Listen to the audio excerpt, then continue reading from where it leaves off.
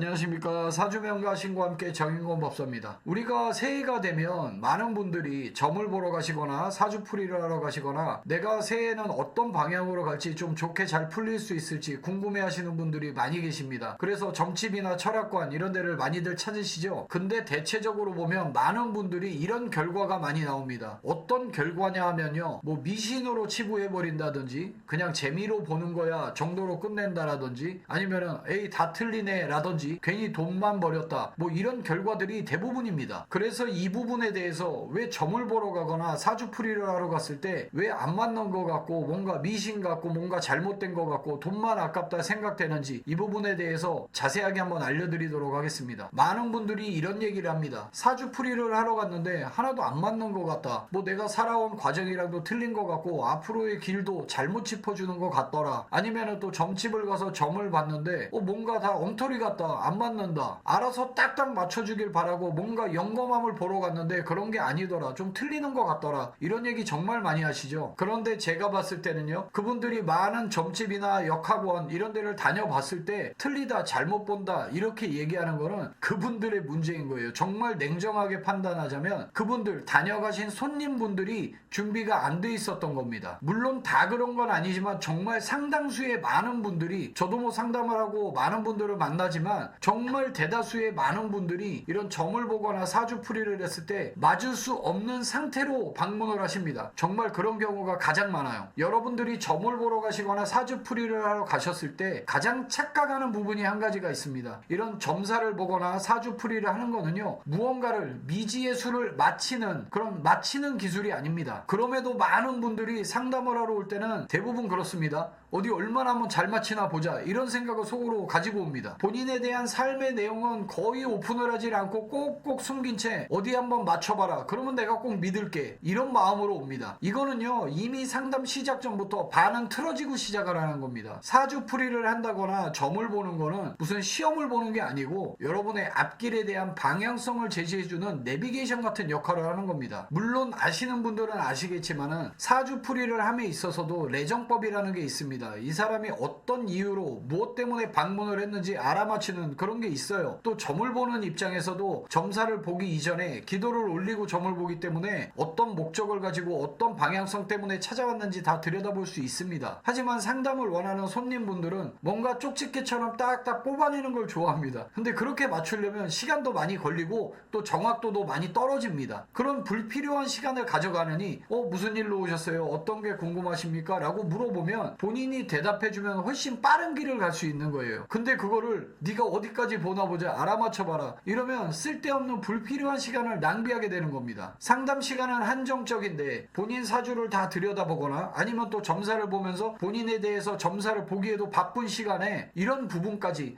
이 사람이 뭐 때문에 왔나? 레정법 들여다보고 점사를 올려서 이 사람이 뭐 때문에 왔는지 나의 영검함을 보여줘야 되니까 이것 좀 알려주세요, 이래가면서 하고 있는 시간이면은 이미 이 사람에 대한 다른 많은 걸, 앞으로에 대한 거를 더 들여다볼 수 있거든요. 가장 많은 분들이 이 사주풀이라거나 점사를 보실 때 안 맞는다고 느껴지거나 아니면 뭐 엉터리라고 생각하시는 분들 중에 가장 큰 유형 중에 하나가 이미 답을 정해놓고 들으러 오는 사람들입니다. 상담을 하러 오셔서 올해 좀 직장을 이직을 하고 싶은데 해도 될까요? 아니면 지금 만나는 사람이 있는데 이 사람 붙잡아도 괜찮을까요? 좋은 사람일까요? 이렇게 질문을 합니다. 근데 이미 이 대답을 듣기 전에 본인들이 마음속에 어느 정도 듣고 싶은 답은 정해져 있어요. 거기에다가 본인 보니까는 올해 이직하면 안 좋습니다. 근데 본인 마음속에서는 이직하려는 마음이 굴뚝 같아요. 그리고 다른 데도 막 알아보고 있어. 근데 하지 마세요, 이거 안 맞습니다 라고 해버리면은 에이 엉터리네, 안 맞네 라고 해버립니다. 사주풀이를 하거나 점을 보는 거는 내가 생각했던 방향성에 대한 확신을 얻고자 핑계용으로 쓰는 겁니다. 그런 상태로 사주풀이를 하고 점을 봐봐야 그런 마음가짐으로는 100번 1000번을 봐도 안 맞습니다. 그리고 또 상당히 많은 분들이 놓치고 계시는 부분이 내 인생을 너무 단편적으로 단순하게 생각을 가지고 찾아오십니다. 올해 돈은 좀 많이 벌릴까요?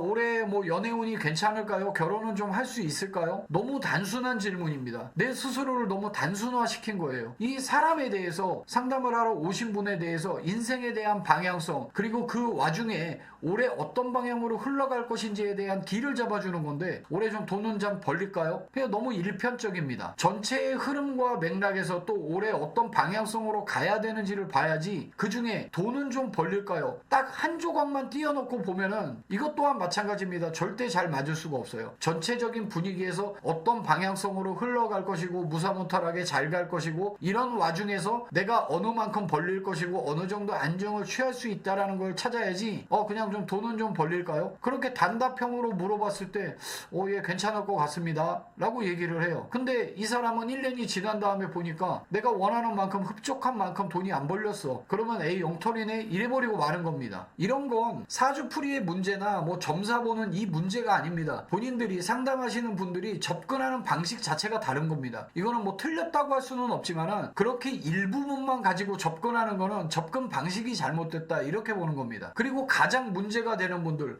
왜 다 엉터리다 가짜다 이렇게 얘기하시는 분들 중에 와가지고 별말 안 하고 그냥 네가 다 알아서 맞춰봐라 네가 다 풀어봐라 이러는 분들 계세요. 제가 봤을 때는 이런 분들은 공짜로 자기 인생의 답을 얻으려는 분입니다. 물론 상담료 내니까 뭐 복채 내니까 공짜는 아니지 않냐. 아닙니다. 그런 의미의 공짜를 얘기하는 게 아니라 자기에 대해서 얘기도 안 하고 마음도 열지도 않고 태도도 앉아있는 태도도 별로 좋지 않아요. 이런 분들 보면 그런 분들이 있습니다. 제가 예전에 라이브 방송에서도 한번 말씀드린 적이 있는데 그런 분들 다 보면 답 나옵니다. 보여요. 근데 저희도 상담을 하는 사람이다 보니까 그걸 직설적으로 앞에 대놓고 얘기할 수는 없는 거죠. 어떤 점집을 가나 어떤 철학원을 가나 그분들 다 그 자리에 앉아있는 이유가 있는 거고요. 그 자리에 앉아있으면서 사람들을 상담하기 위해서 그만큼 노력하고 애쓰는 분들입니다. 정말 엉터리 같고 하나도 안 맞고 여러분들하고 다른 게 없다면은 그 자리에서 이 자리에서 상담을 하고 여러분들한테 카운셀링을 할 수 없는 거죠. 그런데 그런 불신의 마음을 잔뜩 갖고 있으면서 와서 태도도 좋지 않습니다. 그러면서 왜 상담료 내고 복채 내고 상담하시는지 이유를 모르겠어요. 본인에 대한 사주풀이를 해가지고 전체적으로 말씀을 드리고 점사를 봐가지고 얘기를 하는데